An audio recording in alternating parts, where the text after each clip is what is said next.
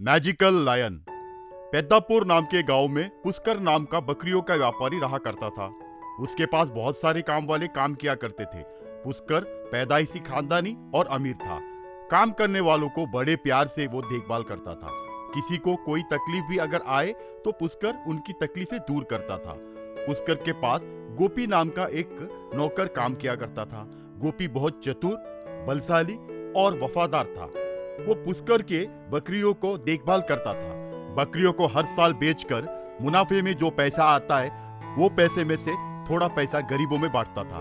काम वाले सभी बहुत खुशी खुशी उसके पास काम करते थे। एक दिन सभी काम वाले कुछ इस तरह बात कर रहे हैं, हमारा मालिक बहुत अच्छा इंसान है, वो हमें बच्चों के जैसे संभाल रहे हैं। हाँ है, हमारा मालिक जुग जुग जिए, बोलकर बातें करने लगे। कुछ साल बाद पुष्कर की बकरियां एक एक करके गायब होने लगे।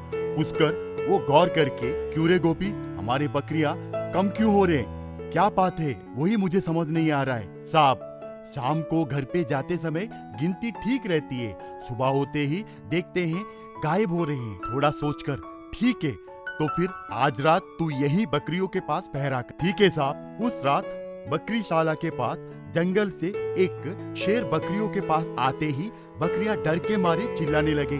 उनकी चीख सुनकर सोया हुआ गोपी अचानक जाग गया। देखा तो एक शेर आकर एक बकरी को मुंह में दबोचकर जंगल में भाग गया।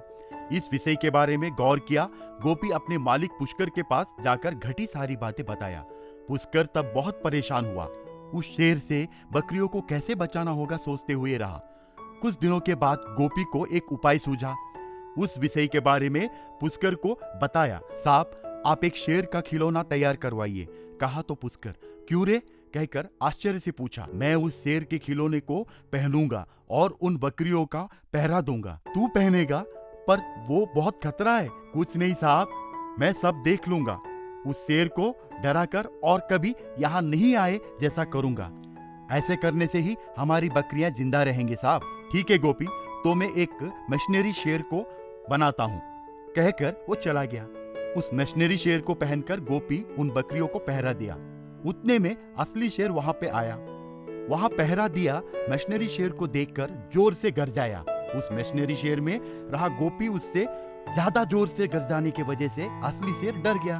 मशीनरी शेर असली शेर से बड़ा होने के कारण असली शेर डर कर भाग गया।